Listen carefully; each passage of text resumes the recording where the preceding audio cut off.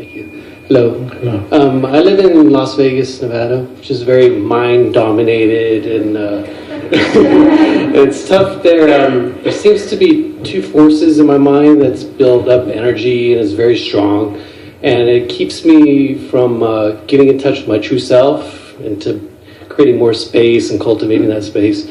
One of them is that it's not that interesting. I'd rather go along with interesting thoughts and do interesting activities. And also, I have this fear that if I don't analyze and constantly think about like solutions and things in my life, that everything's going to fall apart. So it's hard. Those two forces that build, especially where I live, it makes it even more, increases it more. So the energy field there is kind of nervous. Yes, actually, I work in a casino too. So well, very negative and that's a wonderful challenge to stay conscious there. Yes, it is. A lot of self-discipline. Yes. That's your spiritual practice. Right. I've been there. I've walked through some of the casinos in amazement. Right. And it's quite a place that seems to come out of some kind of dream when you walk around Las Vegas. But it's actually quite interesting when the mind doesn't label it. It's actually quite amazing. Wow. All these strange life forms and what they have created, it's quite amazing. There's an intense aliveness there. Would I want to live there? I don't know. There have been some spiritual teachers who moved there. I know of at least two. I think it was Andrew Harvey, a spiritual teacher, moved to Las Vegas. And there was a spiritual teacher called Vernon Howard who lived near Las Vegas, and there may be one or two others. Why they moved there, I'm not sure. Perhaps maybe they loved it, or perhaps to pay less tax, perhaps, who knows.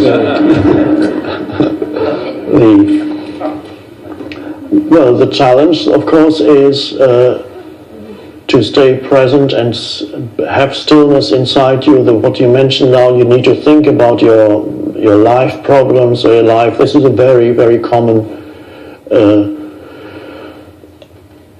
assumption, unconscious assumption in humans, that if I don't think about my problems, my life is going to fall apart. I have to think about my life and what's going to happen and transform. Of course, nothing is going to fall apart if you stop thinking. Things will get better if you stop thinking.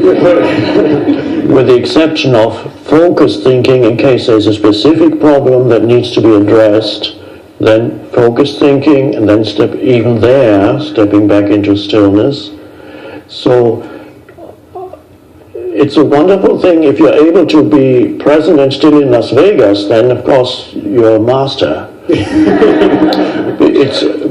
Many people will be able to be present and still out in nature, a beautiful forest or the seashore or on top of a mountain, and you watch the sunrise. Wow, very still, it's so still. Let's move here, says the mind. Let's move here where it's so still, and then wherever it is. And if you do move there, for a while it'll be wonderful. Oh, it's so still. And then, of course, the mind becomes restless after a while. There's nothing happening. And you're not challenged by anything anymore. If you have a meditation practice, then you can, of course, convince yourself that you have finally achieved, and you meditate 5 hours a day, and let's say somehow food is brought to you. As I remember a monk I knew, Buddhist monk, telling me that story, that he meditated in a hut up a mountain in Thailand for half a year, and he attained complete peacefulness, peace, nirvana, he thought. And every day somebody would bring him a bowl of food. Nothing to worry about, nothing to do, just be present and still. The only challenge were mosquitoes, he said. bzzz. But he learned to deal with that, in other words, to just completely accept and not mentally label it and just being used by them for food. So he was okay with that. That was one challenge.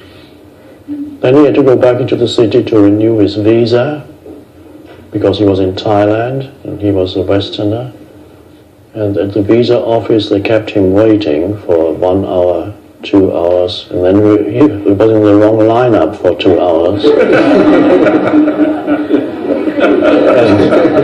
and then he had to start lining up somewhere else. And when he finally got to the window, the man said, "Oh no, you haven't filled this out, you do that again."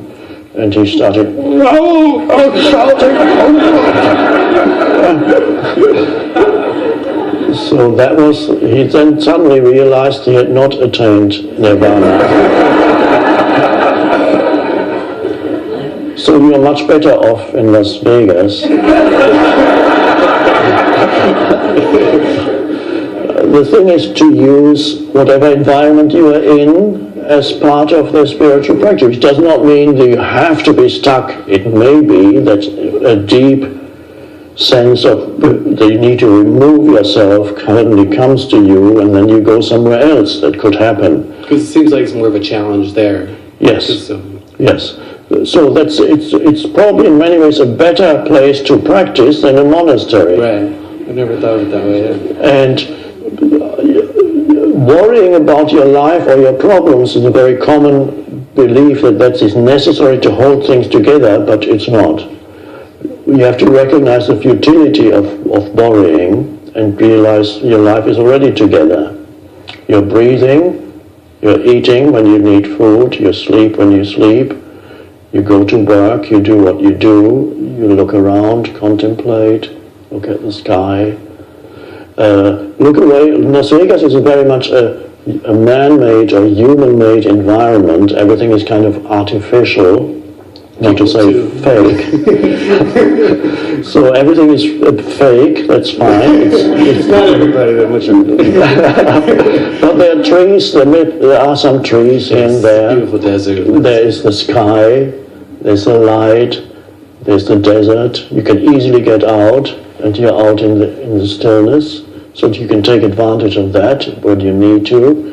And so be happy with where you are and accept where you are. And then while you do what you do in the casino, what do you do there? I'm a dealer at nighttime. Rien ne va plus. With the drums,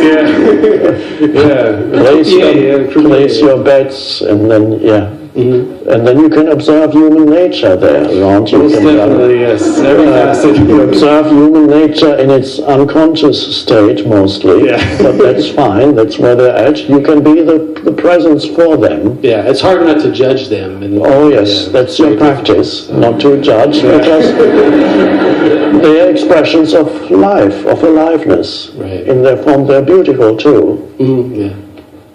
Okay, thank you so much.